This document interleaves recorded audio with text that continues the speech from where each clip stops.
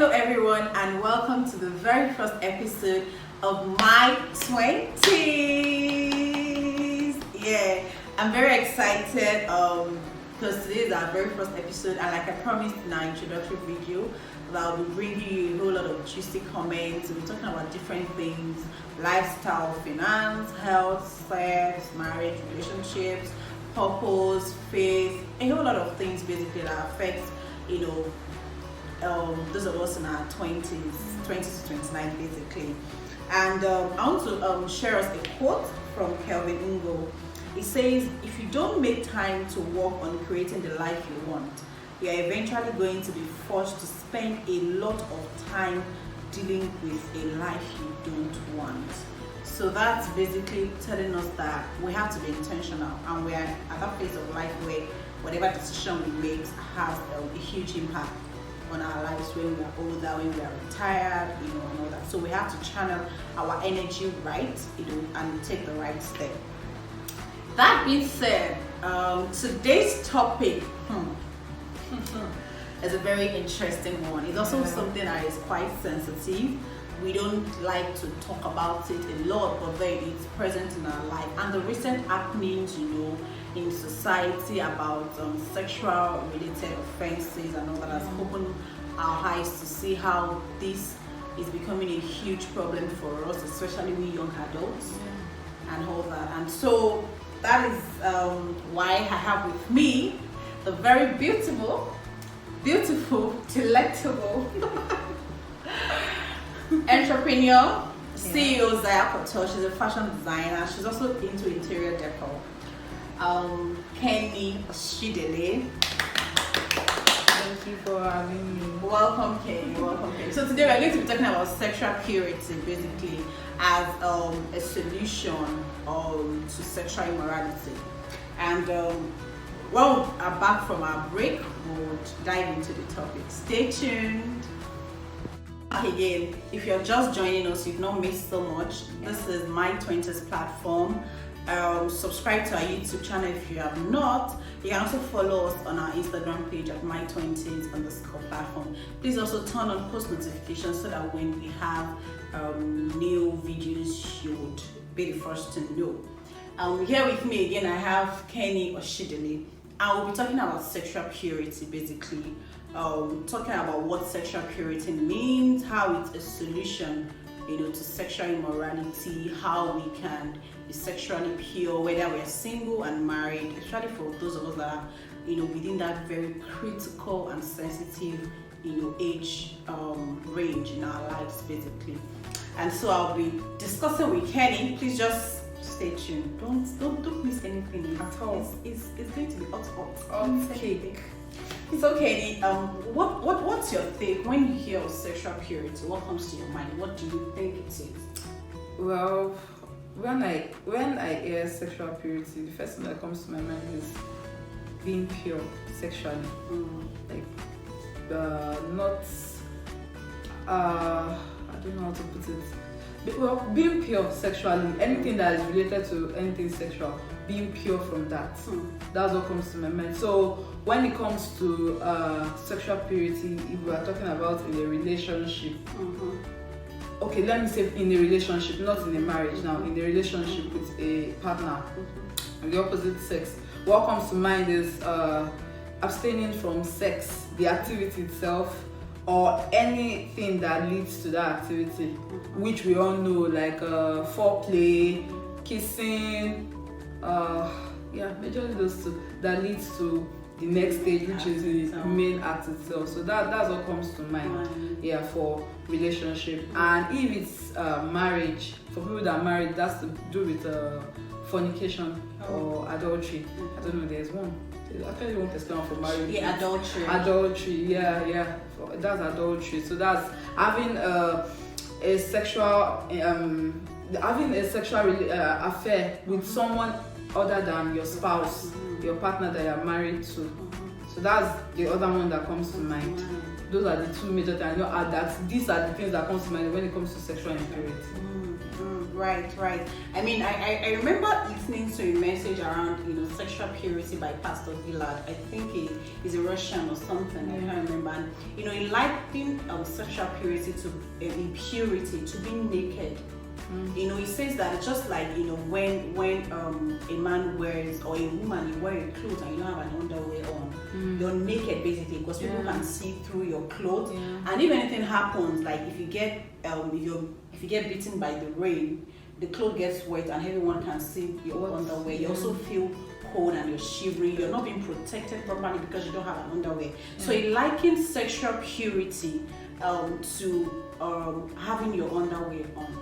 And impurities when you don't have an underwear on. And also, just like you said, it's not just about the act itself, but the activities that surround, that can lead to the act. So I mean, you're very, very correct. And recently I've read different stories about people that, for instance, they were accused of rape. And they were not guilty, at least from their own side of the story.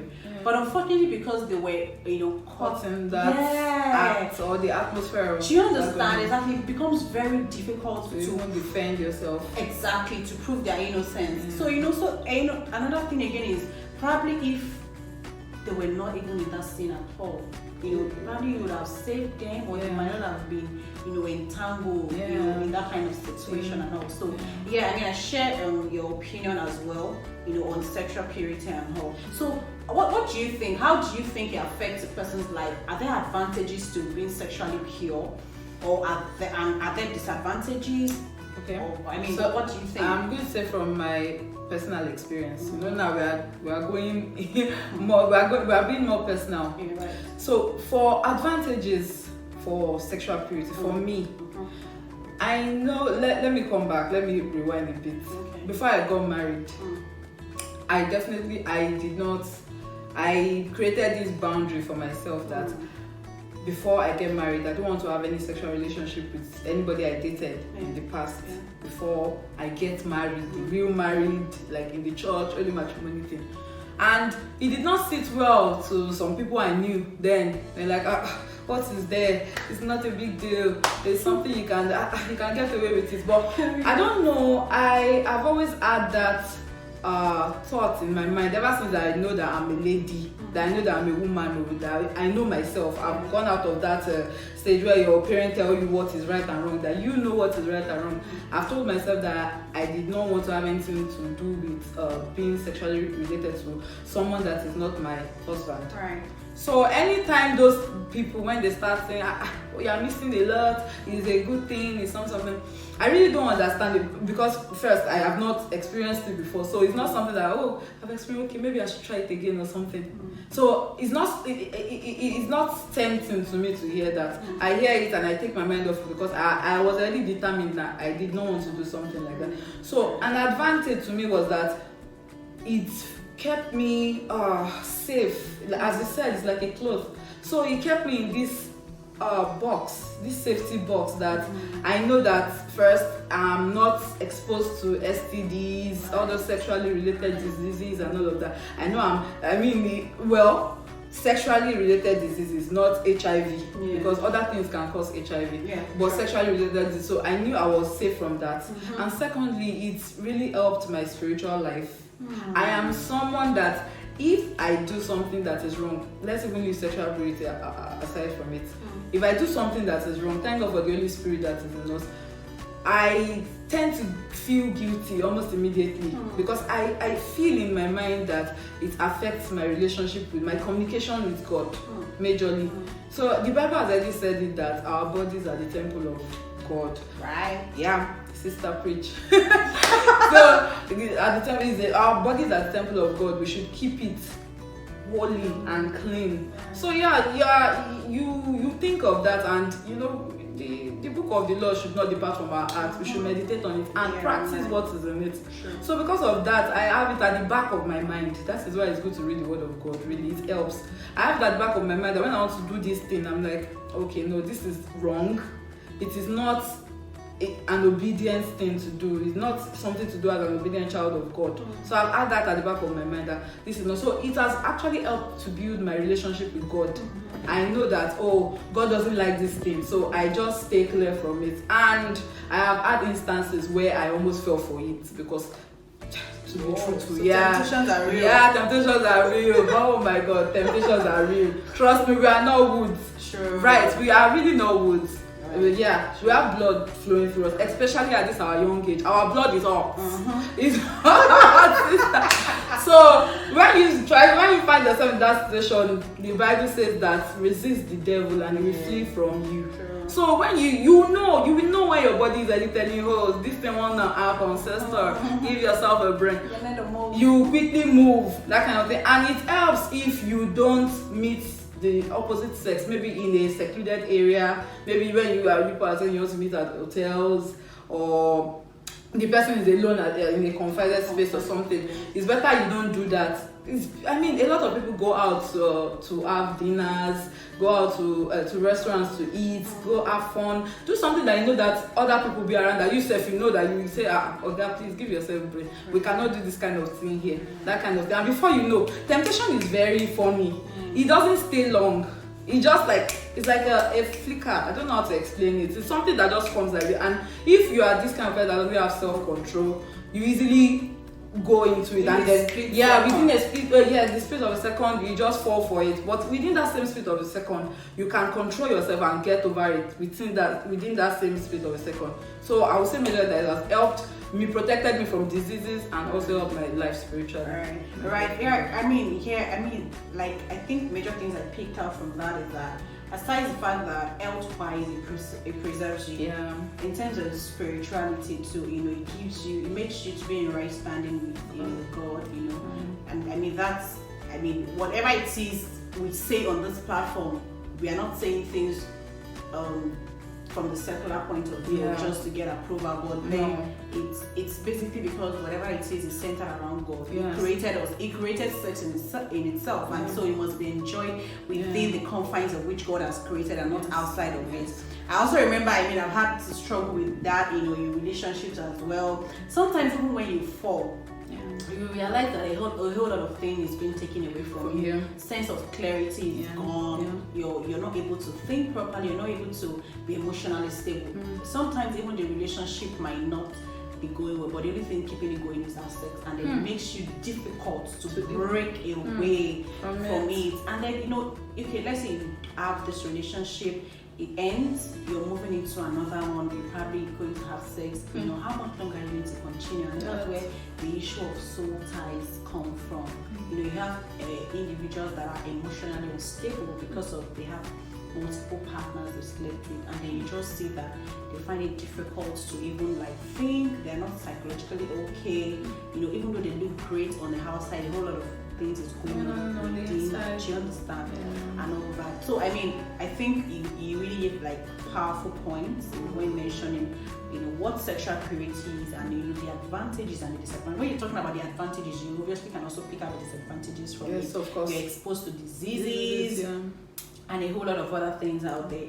And so one question that I think a whole lot of people like myself that are young, like us, especially for those of us that are not married yet, that is on our mind is, like you mentioned, temptations. They are never going to go.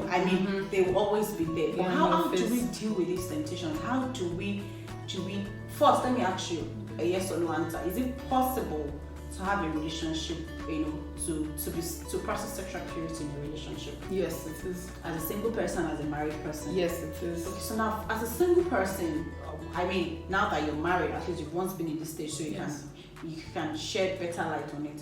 How do we practice sexual purity? Are there boundaries we need to put in place?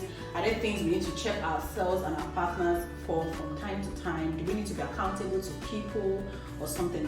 What do you think? Yeah, for that, when I was single, I definitely created boundaries. I did. For the ones I've even dated before my husband, I can remember vividly that from the beginning I make it known that I'm this kind of lady that I do not believe in sex before marriage. I just point plain, so that sometimes when you get into the relationship, put it out there. When you get into, I'm telling you, when you get into the relationship, you might have gone far, and this partner might not know that you're this kind of person that don't believe in that thing. So when you're telling that person later that, oh no, I don't want to do this, it'll be like, oh, yeah, after we have done do you this, understand? The person will think no, you're pretending. that you're pretending, True. no, it's not possible. Actually, I'm your boyfriend now. I will get married to you. It's better for you to just, let me just say plain, just tell the person from the beginning where when there's no emotions attached, where you know that if this guy says, I don't want something like that, or I'm sexually active, so I don't want to be in the relationship where the lady will not give me when I want it. If he makes that note at the beginning, there's no emotions attached, so you say, okay, bye bye, your guy, and everybody goes their way, or you guys remain friends or something, but you will not go into that boyfriend girlfriend relationship or courtship. You get, that's what I did for all of my exes before even with my husband self. From the beginning I stated that I do not believe in sex before marriage. I don't know if we are cool with that. If you're not cool with that, let us know now, so that I can just walk away without any emotions or any cry attached to it. But if you are cool, then okay, let's know our way forward from there. So I definitely created that boundary. Yeah. And then accountability. Honestly, I did not have anybody I was accountable to. When it has maybe a pastoral persona or anybody that you're accountable, or a mentor, I did not have any of that. Is what I don't know. I've just always had that strong spirit within me that I want this thing or I don't want this thing, and I stick to it till it's time for me to have it. If it's not this time, I get, maybe God just gave me that spirit because it's really strong in me. Once I have that conviction, I don't go against it and I stick to it. So it has always been like that, even without the pastoral anything. You get, but my parents, well, I would say my dad has always been my support system. Though we don't really talk about the whole sexual thing, obviously, but I've always had it at the back of my mind that I don't want to embarrass my family by bringing in unwanted pregnancy, all those things that come with having sex before marriage. I mean, it's after you get married and someone hears that you're pregnant, you're like, oh yeah, congratulations, it's a great thing. Or you're hearing that someone is giving birth out of wedlock and all those things. Apart from you being ashamed, you can bring shame to your family and some other people that are waiting for you to even make that mistake. So it just shields you from a lot of from shame, from guilt, from throwing babies that are innocent away. I mean, we have seen a lot of instances where they find babies in dustbins, beautiful babies. Why do you think that is? Because you did not even give birth to that child in the right environment to begin with. So I think that really shields us from a lot of things. Yeah. Okay. So do you also think, I mean, the content you're exposed to, like, is that also a way we can create boundaries? Be careful of the communication we're exposed to, what we watch, what we listen to, and even the group of friends. Right? Some people on their own, are decent. They actually want to practice sexual purity, but they are constantly mingling with people that their lifestyle, says the opposite. Do you think that also matters a lot? It's divided into two. I would say it's divided into two for that. Okay. As I said before, I'm someone that have a strong spirit. If I'm convicted about something, I don't go against that thing. So if you want to, the thing I do tell myself is that I can deceive anybody, but I cannot deceive myself. So I sit myself down at the end of the day and I'm like, Kenny, if you are with this group of friends, are you going to feel peer pressure because these people are coming together, they are gisting about their boyfriends, about the sexual escapades they've had, and you don't even have a boyfriend, or you have not done those things in the confines of your own relationship? Will you feel pressured? And I give myself the honest answer. If it's yes, I do away with those friends immediately. And I don't know, God has been so great to me that I've really not had friends that has put me in that situation where I want to drag myself into that sexual sin. Yeah, I've been blessed with godly friends, thankfully. But if you are even in that situation, if you see that those kind of things get to you, you are trying to get tempted to do what they are doing, you leave that space. That is like the best thing you can do. You can't say that, oh, I will keep my heart, I will keep it, nobody will see me. It's a lie. If you just need to know the kind of person you are. If you are that kind of person, just leave that environment, leave that group of friends, leave everything and go and meet the ones that fit you. everybody knows the ones that fit. Those group of friends, they have friends that fit them. So you know that you're not in that group. You can't put a, how do they say it, a square peg in a round hole or something like that. So it won't fit. When you see it's not fitting, find your way, sister. Move to mingle with the kind of friends that are like minds like you, that will bring you higher in your spiritual life and all of that, and leave that space. So yeah, definitely you should change the environment. So the major thing I picked from it now is that you should know yourself, basically. I mean, I feel like, guys, we've talked on a whole lot of things. You know, we've touched on important points. We've talked about sexual purity, the advantages. So it's left to you guys. I would also like to know your thoughts on this. Tell us things you think you're struggling with, questions you would want us to have, you know, within the confines of this topic and all. But then I'd like to leave you with this question: are you naked? Are you properly clothed? It's whatever you do, your priority, beyond what other people think or what your partner thinks. Your life is priority, your life is worth it, and you need to understand how God has defined your life and what He wants it to be. One mistake can throw you off balance and derail you from the path, and you getting it right might take a whole lot of effort to put you back on the track. So I would like you to think of those things. We've come to the end of our first episode. I'm very excited you joined us on this journey, and very big thank you to Kenny for joining us. It's really good to have you. Thank you for coming on our very first show. Thank you so much. We hope if we call you next time, you'll come. Definitely. Thank you. So guys, thank you for joining us. Please don't forget to subscribe, turn on post notification, like our Instagram page, and join the conversation. Do have a wonderful day. Yeah. Bye.